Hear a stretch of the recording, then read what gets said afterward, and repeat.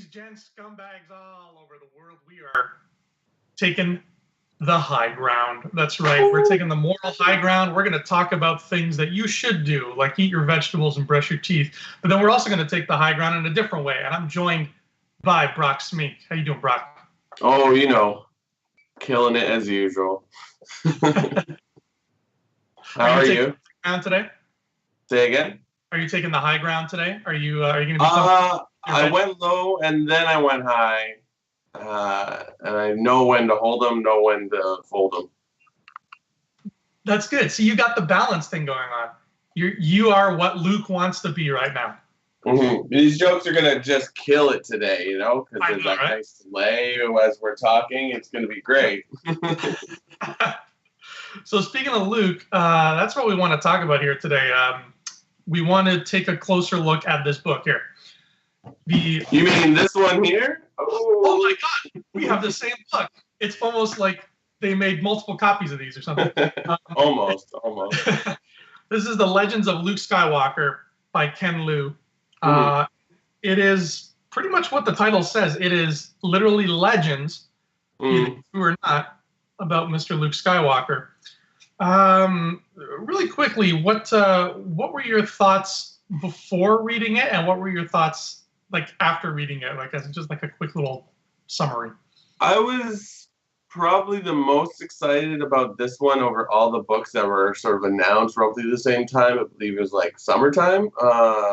And I was like, yes, because it's like Legend of Luke Skywalker. Even though it says short stories, I'm like, oh, look at the pictures. Like it's gonna tell us so many things. Like what happened between there. But after the fact, I don't want to use the word disappointed, but I was disappointed. It was good. I'm not saying it's terrible. I mean, you gotta give Ken Liu two things. Like, it's a YA novel, so it's not going to get overly in depth in story, I guess, without being super mean. And two, the movie isn't out yet, so they can't tell you anything because they do not want to spoil anything. And I would assume that we're going to learn about Luke in Last Jedi. I don't know, but yeah. So I'm conflicted on how to feel about this book. Yeah, you're right. Their hands are tied.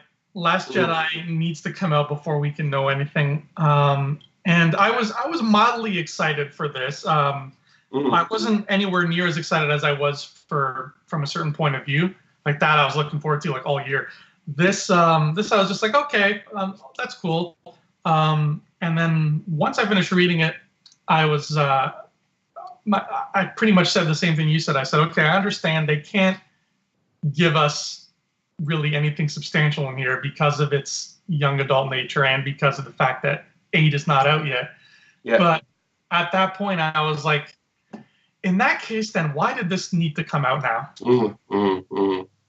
Like, I believe isn't there a Canto Bight book coming out, or has it come out? Wasn't there something about Canto? It was supposed to come out in November, and then James told me it got delayed for like a few weeks, so it might be out by the time this airs, but I'm not sure yet. Yeah, I would have read that. It makes me wonder why, like, you know, what they did with Leia, from what I know of it, you learn about different characters in different places in Last Jedi, so that book is good for that, right? The Phasma is good as well because, like, you know, the Phasma comic, it's not revealing anything about the movies, but it's letting you learn about a character which we know nothing. So I don't, you know, like Phasma's origins aren't really, I doubt they're going to spoil anything in the movie per se. Yeah. You know, and so like in regards to your question, it's like, yeah, like just put out books that are like, give us flavors for that movie, you know? I mean, Battlefront 2 is doing that as well to an extent, right?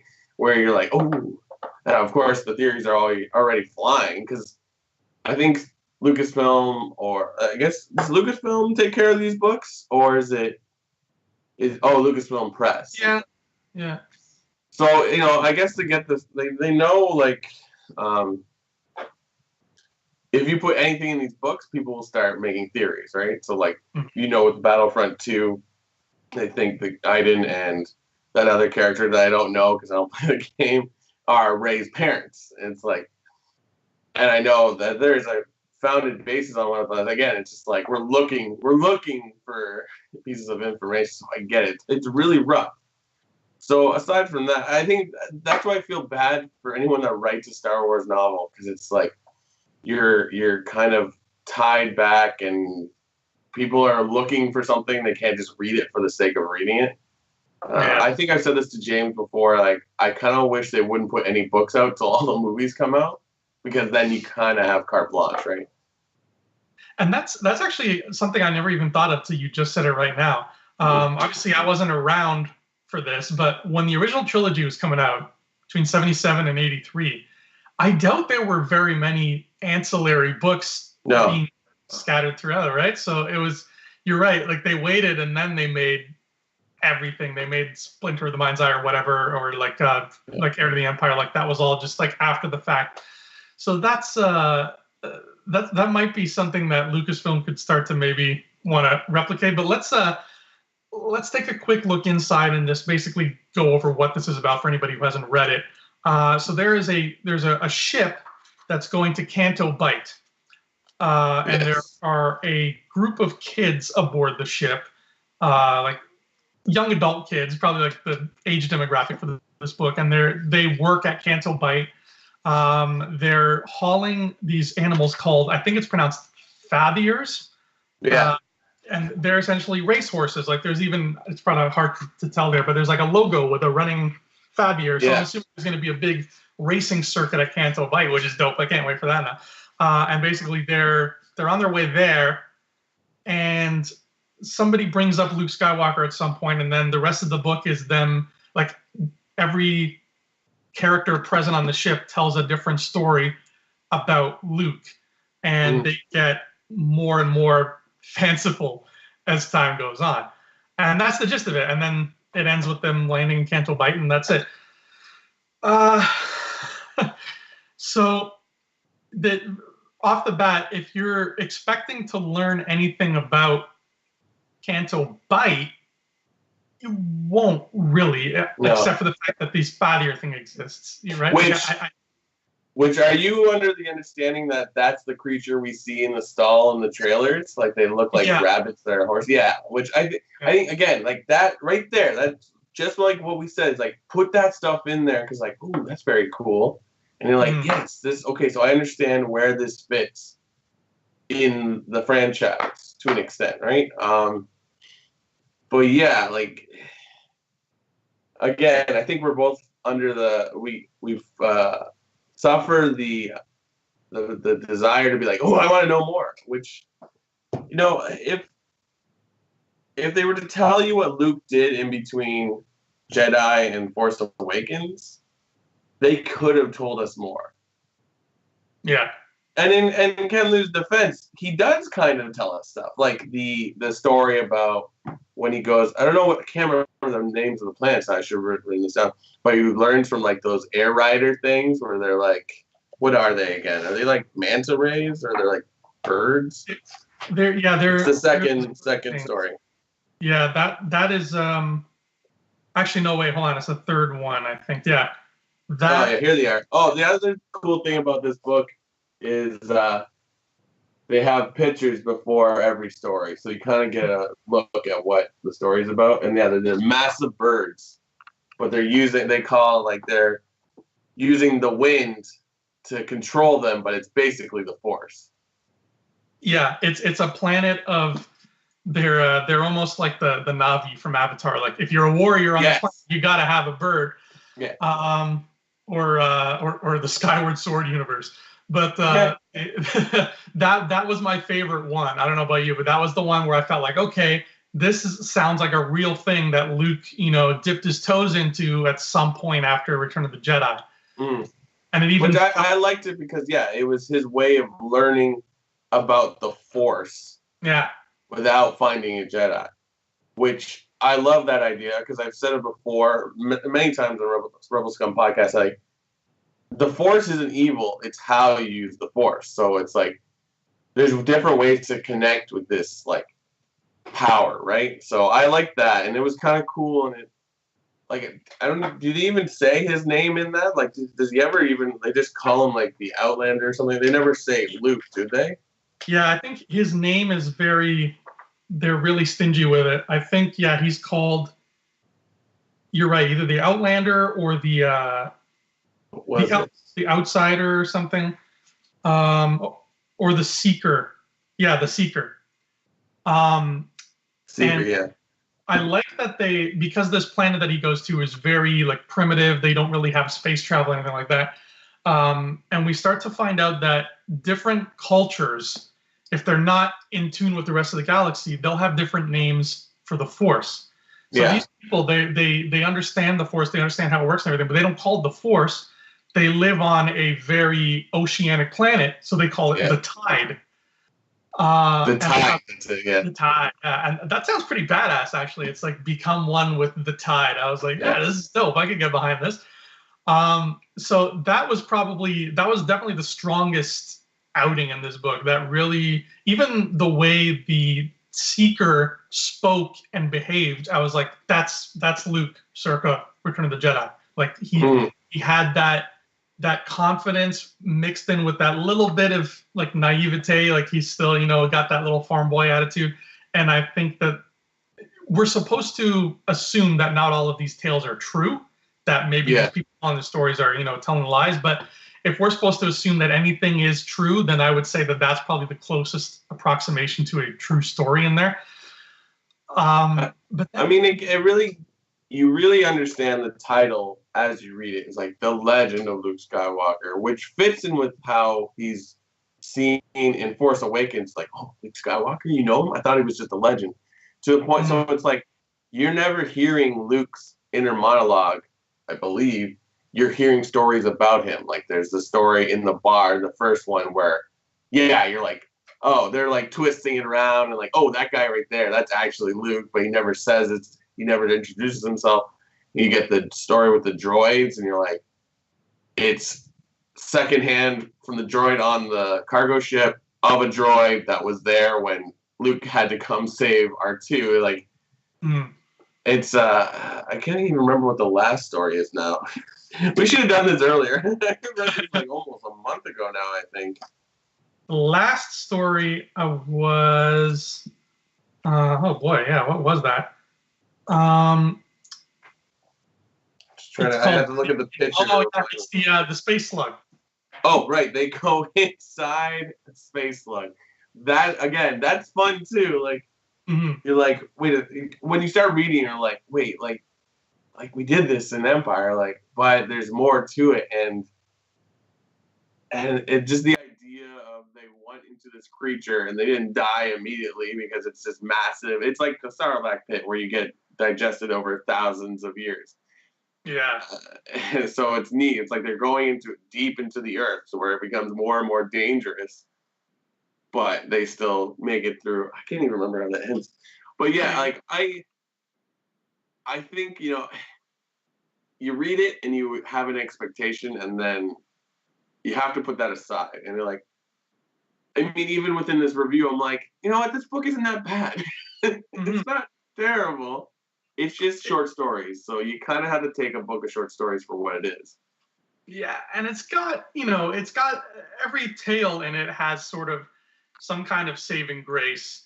Like the first one in the bar that you mentioned, I really like that idea of somebody telling a story about Luke and the rebels in a bar with Luke sitting in the corner of the bar with his hood up, like, they got it so wrong. Like, I love that idea. But the way that woman was telling her tall tale was really childish. It sounded like a Mad Magazine parody. Like, no, his name was Luke Skywalker. It was Luke Hikewalker, and he was. Yeah. I was like, okay, how long is this going to go on for? There was the second one took place on Jakku, and that one was really. Yes. That one, I had trouble wrapping my head around it because for the longest time throughout that story, I was under the impression that the person, the stranger, was not Luke Skywalker, that it was somebody else entirely. But then it ended with a very pro-Luke sort of message. So I'm like, okay, so if that wasn't Luke, then it was just somebody obsessed with him. But he does get one of those compasses in there that we talked about before, and he finds another one of those in Battlefront apparently. But yeah, that Jakku thing. There's during the Battle of Jakku, there's an Imperial officer who crashes on Jakku. He gets an escape pod and he crashes.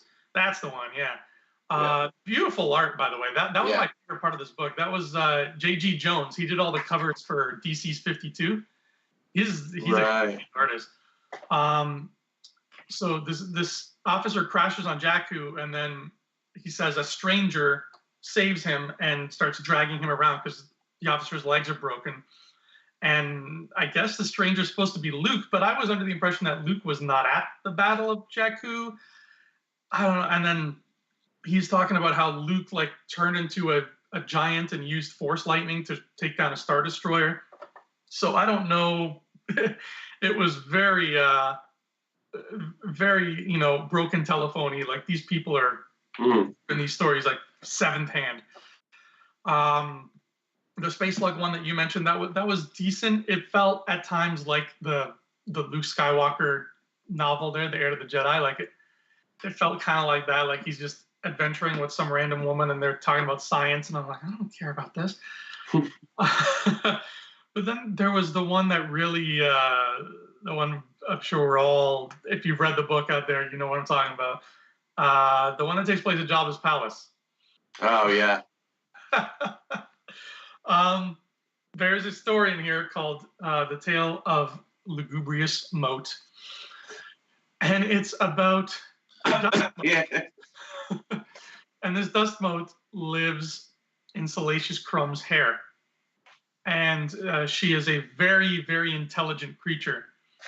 And she's the one, there's that picture. We need to have that like zoomed in so we can see her because she's so small. And she's the one who tells Salacious Crumb the jokes that he tells Jabba, because apparently he's done to come up with it. And then the rest of the story is once Luke shows up at the palace and gives his speech to Jabba, she jumps in his hair. And for the remainder of the Jabbas Palace sequence, it's actually her controlling him. Yeah. Instead of doing anything. She even jumps into Leia's hair once she's been enslaved in the after trying to break out Han, and Leia understands what's happening. So like they talk, it's like, go help him, and she jumps on Luke, and he just thinks it's the Force talking. He's like, Ben, is that you? What were your thoughts on that? Did you like that one? It was fun. Was it goofy? It was fun at times, but in the end, it was like there's better things I could be doing with my time than reading this. Like it even says at the end that she meets Leia again, and it's like it's just like, oh, I had a one-man show or one flea show. I'm like, how do you converse with a flea?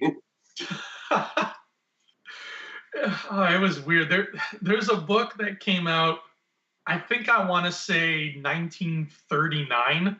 Right. It's called Ben and Me. Right. And it's a very similar premise. There's a mouse who lives underneath Benjamin Franklin's cap. And one that controls him, and Benjamin, and it makes Benjamin Franklin do all the smart things that he does. Yeah. And I'm guessing that's what Ken Liu was alluding to. And it's like Ratatouille. Yeah, exactly, just like Ratatouille. It was fun for a few seconds, but I refuse to believe that this is true. I refuse to believe that anybody at Lucasfilm would be in a production meeting and say, you know what? Luke didn't do anything at Jabbas Palace. It was all a flea. Yeah, that's what the kids want to hear. So this is obviously one of those not so true tales of Luke Skywalker, but I'm fine with that. Like, it doesn't have to be true. That's the whole point of this book, is that it's a very like broken telephony kind of thing. But in the case of that story, I was like, at some point I was like, you know what? I could be, working on something right now instead of reading this. Like I like, as I said before, I think I look at it as much as we know all these things about Luke and the movies follow him around, he's just a guy So, and it's not like you see him on the HoloNet or whatever it is in Star Wars. Like it escapes me. There's not a news. It's not like you can kind of liken it to Hunger Games, where like she does stuff and like a news team follows her around, or she's in the game, the cameras follow her around. No one knows. Like there's so many people involved in like galactic war, or civil war, or when like anything with the Death Star. It's like certain point of view is very interesting because you're like, oh well, like there's all these people around. How did they see it? Like did they know who Luke was, or they just see a guy in a weird white cloak run by? It's like, what's that guy's deal? So, again, I think it adds to like the idea of he's an enigma and nobody knows who he is. And I think I like the idea that once Jedi is over, he goes out and tries to figure out what to do next. So I can believe the Jakku story. It's like Luke Skywalker wasn't here. The Empire knows who he is. So like Luke Skywalker wasn't here, but yeah, like you don't see him. He's a Jedi. He can make himself, sort of not disappear, but he can sneak into places that most people cannot, and he can convince people to not see him. So I like the idea, and it also like shows his humanity in a sense that he's willing to help this officer. He's like he's going beyond. It's like it's not a fight. It's I am trying to do good, which is the whole point of the light side, I guess. Yeah, and he's definitely the kind of guy who would save anybody who was hurt, regardless of what side they were swinging for. When we do see him, and it's like 100%, because like we said, every story is it doesn't call him by name; it calls him by like a moniker, like the Seeker, etc. So when we have points in the story where we're like, okay, that is definitely him, those are the parts where I think it really shines the most. Like when he comes out of the bar, and the person chases after him, they're like, how come you were so amused by that story? And he was like, don't worry about it. It's a cool story. Like little parts like that were cool. And I think in that bar one, he was old. He was old man Luke. Interesting. So that was cool to see. Like, it struck me as I was reading it. I was like, I've never read old Luke before. Like, that's interesting. But when all was said and done, it really could have. This book could have waited till episode 8 was out, as far as I'm concerned. Yeah. There was a thing that they kept sort of being mysterious about. I don't know if you caught it, Brock. It was on the Canto Bight ship. They kept referring to, I think it was the first mate of the ship, or if not the captain. They kept referring to a guy who had like a prominent position on the ship, but they were very specific about never saying his name or never showing him. They always kind of made mention like, oh, the kids are running around, and it's like, I heard the footsteps of the first mate, and then like I heard his voice down the hall, but they never said the name, and they never had him walk into a room and describe what he looks like. Did you notice that? Like that kind of stood out for me. That didn't occur to me. It was just, I think in my head, it was just sort of like, oh, okay, well, we have to move our plot along because we can't just be sitting here telling stories. But what kind of, in my head, the stowaway character, I was curious, and she tells, I took it as a woman. I don't know if they said her name was actually, it was actually a female. But they tell one of the stories, she tells one of the stories, I took it as like, is this Leia? Like, that would be kind of cool if she was, stowed away to get in. I don't know why, but like, yeah. Like, no, I didn't think of the captain. But, yeah, interesting. He talks to somebody at some point, and we hear, like, it's from the point of view of the people he's not talking to who are in another room. And they're like, oh, his voice down the hall, and he sounds upset. They really sort of kept driving home the fact that we're not supposed to see this guy. Now, I don't know if that was just in like a cutesy, like Charlie Brown never showed the grown-ups kind of way, or if there was something more to it than that. Maybe it's DJ for all we know. Because I don't even think they said whether or not he was a human character. So that popped to me. That got me interested. I don't know if we'll see these characters in the Canto Bight scene, but yeah, it really it really snuck in small pieces of juiciness that made it worth a read. There's actually we forgot to mention in the Space Slug story. There's a big old Republic thing going on in that slug. Yeah, that's right. There are these statues of Force users, and again, they're so ancient that they didn't even call it the Force back then. They have yet another name for it. I can't remember what it is now, but they basically used the Force to sort of freeze themselves in time, so that so that they wouldn't die, and then whoever came next could sort of learn about them. The Mist, that's what they called it. They called themselves Mist Weavers, which sounds beautiful. Like, that's amazing.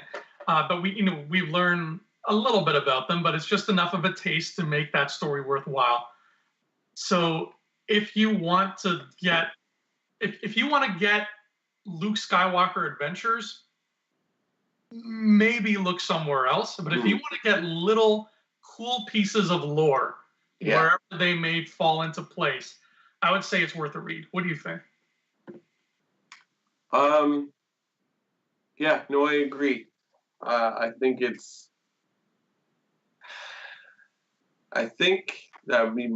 this might pay off later down, like, the ship being called the Wayward Current. Maybe we'll see the Wayward Current on Canto Bight. And then be like, oh, like you said, like, maybe it's DJ. Maybe they meet DJ and it's like, he's on a ship, it's called the Wayward Current, he's the captain, and you'd be like, but yeah, I like it. And like the Space Slug thing, it seems like I said, when you start reading, you're like, this is Empire, but then you start reading more and more, and you're like, oh, this is cool. Like, the idea of a Jedi temple not being the typical thought, like, I like, think of the Jedi temple they find on Lothal and Rebels, where it's not just a enclosure, it's like underground and only Jedis can enter. So yeah, why not have a type of Jedi temple or a Mistweaver temple inside a slug? It's the perfect place to hide away these pieces of information. It's so interesting how Force users do not want to share their information. When you think about it, like, you have to go and find it. It's like, did you ever watch Avatar: The Last Airbender? I know we said Avatar the movie, the Na'vi, but like the